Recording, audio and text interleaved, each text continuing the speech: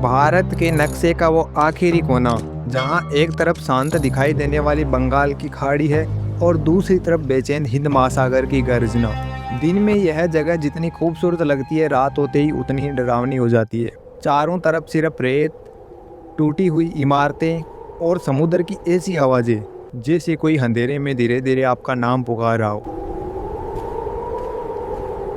कभी यहाँ रौनक हुआ करती थी, बाजार सजते थे, स्कूलों में बच्चों की आवाज़ें गूंजती थी, चर्च घंटियाँ और रेलवे स्टेशन पर यात्रियों की भीड़ लगी रहती थी। लेकिन आज वहाँ सिर्फ खंडर और सन्नाटा है और एक ऐसा डर जो हर गुजरते पल के साथ और गहरा होता गया। ओम रामेश्वरम। उस रात में तन्हा उजड़ गए, जो घर थे अब वो बिछड़ गए।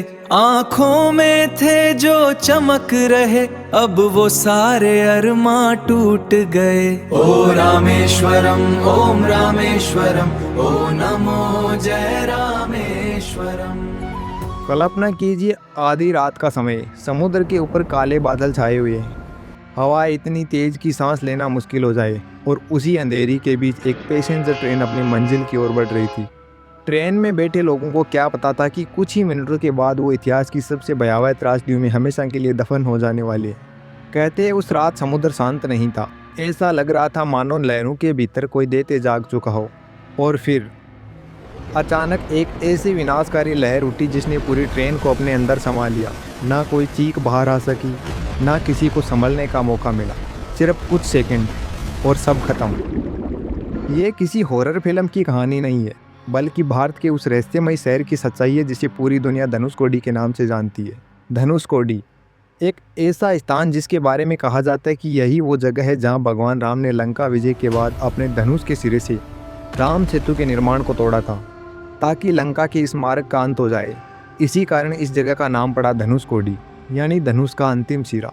रामेश्वरम के पास स्थित यह जगह भारत के सबसे आखिरी छोरों में से एक मानी जाती है, जहां बंगाल की खाड़ी और हिंद महासागर एक दूसरे से मिलती है। लेकिन समुद्र का यही संगम इस शहर की सबसे बड़ी ताकत भी बना और भयानक विनाश का कारण भी। 22 दिसंबर 1964 रात के करीब 11:55।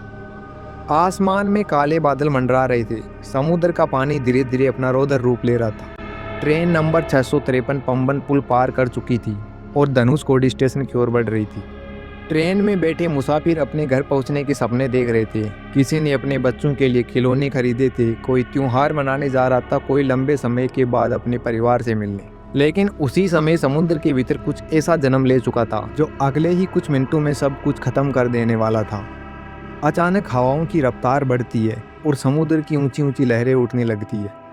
ऐसा लग रहा था मानो पूरा महासागर पागल हो चुका है। एक विशालकाय लहर सीधे ट्रेन से टकराई। एक भयानक आवाज़, लोहे के टूटने की चीख और अगले ही पल पूरी ट्रेन पटरी से उतरकर काले समुद्र में समा गई। कहा जाता है कि उस रात कोई शव तक सही हालत में नहीं मिला। कुछ लोग ऐसे गायब हुए जिनका आज तक कोई निशान नहीं मिला। लेकिन कहानी यहीं ख़त्म नहीं हुई। जब अगली सुबह सूरज निकला तो धनुषकोडी नाम का शहर लगभग मिट चुका था। सड़कें गायब थी, घर रेत में दब चुके थे, चर्च की दीवारें टूट चुकी थी और रेलवे स्टेशन खंडहर बन चुका था। चारों तरफ सिर्फ तबाही। ऐसा लग रहा था मानो रातों रात किसी ने पूरे शहर की आत्मा छीन ली हो। सरकार ने जब इस विनाश को देखा तो इस जगह को अनफिट फॉर ह्यूमन सेटलमेंट घोषित कर दिया, यानी इंसानों के रहने लायक नहीं। फिर धीरे धीरे लोग शहर छोड़कर जाने लगे, लेकिन पीछे रह गए टूटे हुए चर्च, वीरान स्टेशन और उजड़ी हुई गलियां। वो डरावनी कहानियां जो आज भी रात के अंधेरे में जिंदा महसूस होती है। आज भी लोग धनुषकोडी जाते हैं तो बताते हैं कि वहाँ सन्नाटा समाने नहीं लगता। शाम ढलते ही समुद्र की आवाज़ें और तेज हो जाती है। टूटी हुई इमारतों के बीच बहती हुई हवा ऐसे लगती है जैसे कोई धीमी आवाज़ में रो रहा हो।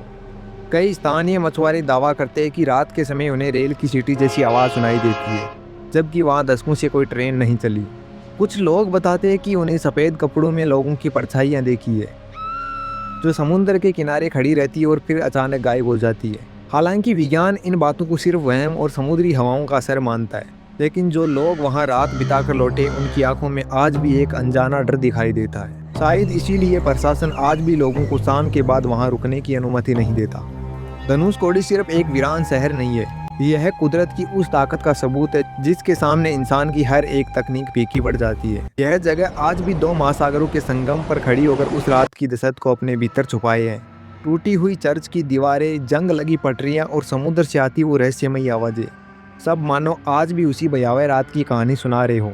और शायद यही वजह है कि धनुषकोडी का नाम सुनते ही लोगों के मन में एक अजीब सा डर जाग उठता है। में तन्हा उजड़ गए जो घर थे अपने। तो अगर आपको कभी मौका मिले तो क्या आप इस वीरान शहर की सुनसान गलियों में उस अंधेरे रातों की डरावनी आवाज़ों को महसूस करेंगे? अगर हमारी डॉक्यूमेंट्री आपको पसंद आई हो तो चैनल को सब्सक्राइब कर वीडियो को एक लाइक ज़रूर कर देना और बेल को ऑल पर सेट कर देना ताकि आने वाले हर वीडियो की अपडेट आप तक सबसे पहले पहुंच सके। सब खोता गया हर अपना, कहीं रोता गया, सन्नाटों ने ये कह दिया अब लौट के